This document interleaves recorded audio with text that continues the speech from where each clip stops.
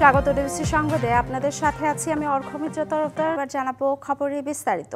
আজ থেকে শুরু হচ্ছে ২০২৫ সালের মাধ্যমিক স্কুল সার্টিফিকেট, এসএসসি ও সমমানের পরীক্ষা। দেশের বিভিন্ন শিক্ষা বোর্ডের অধীনে এবার পরীক্ষায় অংশ নিচ্ছে ১৯,২৮,০০০ শিক্ষার্থী। সুষ্ঠু, সুন্দর, নকলমুক্ত পরিবেশে পরীক্ষা সম্পন্ন করতে বেশ কিছু নির্দেশনা দিয়েছে বাংলাদেশ আন্তঃশিক্ষা বোর্ড সমন্বয় কমিটি। মঙ্গলবার এক বিজ্ঞপ্তির মাধ্যমে মোট ১৪টি নির্দেশনা প্রকাশ করা হয়। ঢাকা মাধ্যমিক ও উচ্চ মাধ্যমিক শিক্ষা বোর্ডের সংশোধিত রুটিন অনুযায়ী ১০ এপ্রিল হয়ে পরীক্ষা চলবে ১৩ মে পর্যন্ত। প্রতিদিন সকাল ১০টা থেকে দুপুর ১টা পর্যন্ত তত্ত্বীয় পরীক্ষা অনুষ্ঠিত হবে। ব্যবহারিক পরীক্ষা হবে ১৫ থেকে ২২ মে পর্যন্ত।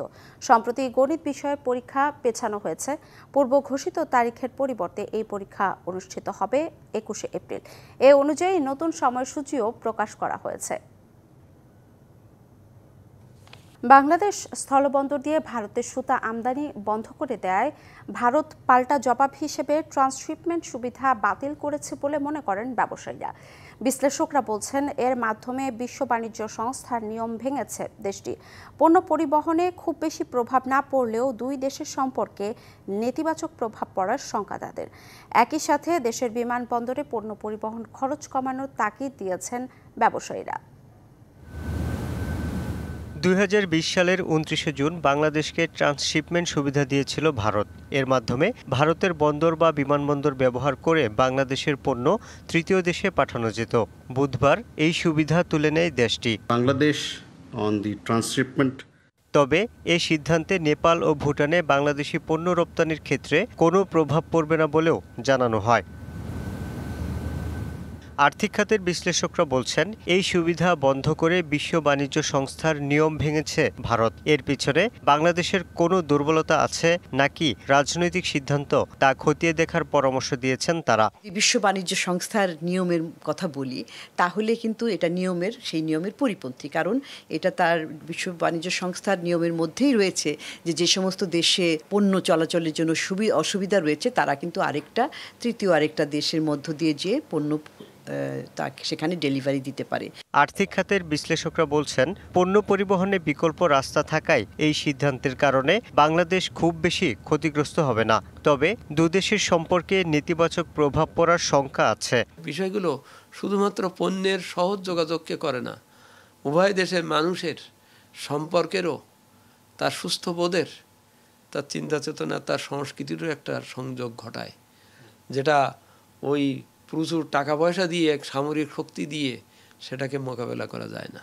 একই সাথে দেশের বিমানবন্দরে পণ্য পরিবহন খরচ কমানোর তাগিদ ব্যবসায়ীদের। ঢাকা এয়ারপোর্টে আমাকে যেই মালটা $5 থেকে $7 কেজিতে প্রেরণ করতে হয়, সেই মালটা আমার ইন্ডিয়ার যে কোনো এয়ারপোর্ট থেকে আমি $2 থেকে $2.5 মধ্যে পারি। বিমান বাংলাদেশের কোনো কার্গো হ্যান্ডলিং নাই, যার ফলে বিদেশি এয়ারলাইন্সগুলি একতরফাভাবে মনোপলি একটা রেট নির্ধারণ করে আমাদের কাছ থেকে ফরেন কারেন্সি কিন্তু হাতিয়ে নিয়ে যাচ্ছে। Yusuf Rana, DBC news, Dhaka. প্রয়োজনীয় সংস্কার শেষ করতে সরকারকে আরেকটু সময় দিতে চায় জামায়াতে ইসলামী। তবে দ্রুত প্রস্তুতি নিতে পারলে ডিসেম্বরের মধ্যে নির্বাচনে আপত্তি নেই দলটির। পাশাপাশি আগামী বছরের জুন পর্যন্ত সরকারকে সময় দিতে বিএনপির প্রতি আহ্বান জানিয়েছে জামায়াত। আর নির্বাচনের সুনির্দিষ্ট রোডম্যাপ চাইতে প্রধান উপদেষ্টার সাথে ১৬ এপ্রিল সাক্ষাৎ করবে বিএনপি।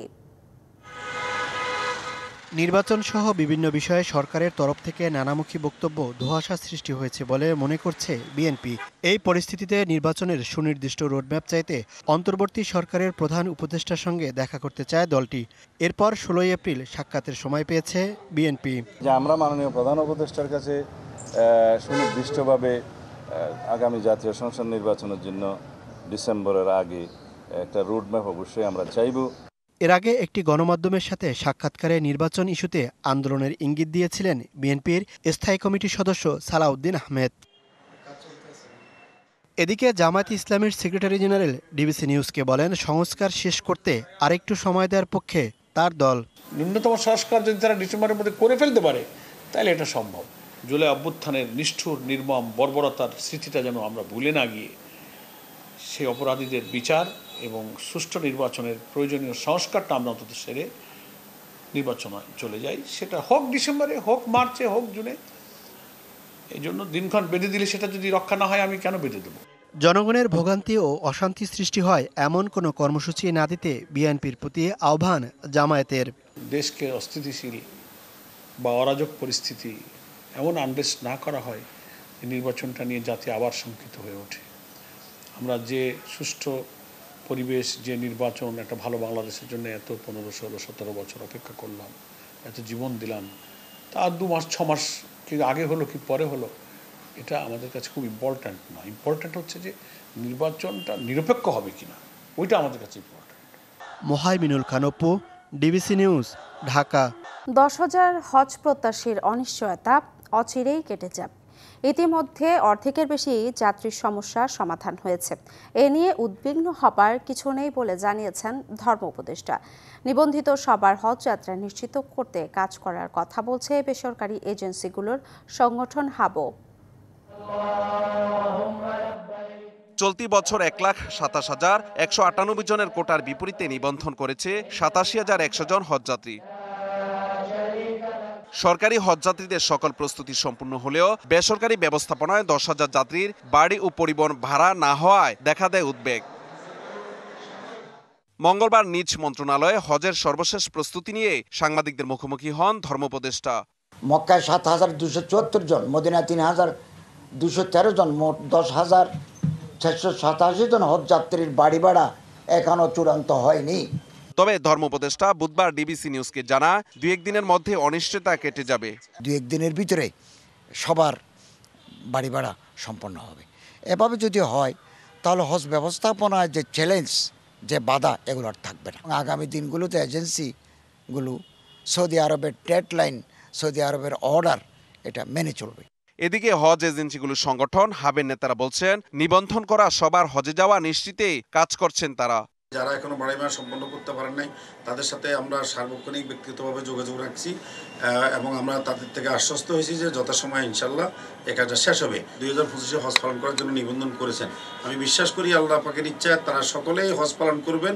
আগামী 29 এপ্রিল শুরু হবে চলতি বছরের হজ flight. Mahmudul Hasan Nazim, DBC news, Dhaka. Bangladesh সহ বিশ্বের 75টিরও বেশি দেশের উপর পণ্যের উপর আরোপ করা উচ্চ শুল্ক 90 দিনের জন্য স্থগিতের ঘোষণা দিয়েছেন মার্কিন প্রেসিডেন্ট ডোনাল্ড ট্রাম্প। বাংলাদেশের অনুরোধে সাড়া দেয় তাকে ধন্যবাদ জানিয়েছেন প্রধান উপদেষ্টা ডক্টর মোহাম্মদ ইউনূস। স্থানীয় সময় বুধবার নিজস্ব সামাজিক যোগাযোগ মাধ্যম মিডিয়া ট্রুথ সোশ্যালে শুল্ক স্থগিতের ঘোষণা দেন ট্রাম্প। তবে 3 মাসের জন্য স্থগিত করা হলেও এসব দেশের উপর 10% করে শুল্ক কার্যকর হবে। এদিকে চীনের পণ্যের উপর শুল্কের হার 104% থেকে বাড়িয়ে 125% কার্যকর করেছে যুক্তরাষ্ট্র। পাশাপাশি চীনের উপর ক্ষোভ প্রকাশ করেন প্রেসিডেন্ট ট্রাম্প। বলেন, বেইজিং বিশ্ব বাজারের প্রতি শ্রদ্ধার ঘাটতি দেখানোয় চীনা পণ্যে 125% শুল্ক কার্যকর করেছেন। গত 2 এপ্রিল বিভিন্ন দেশের উপর পাল্টা শুল্ক ঘোষণা করেন মার্কিন প্রেসিডেন্ট। এরপরই বড় আকারের ধাক্কা লাগে বিশ্ব অর্থনীতিতে। এতে বাংলাদেশের উপর আরোপ করা হয় 37% শুল্ক।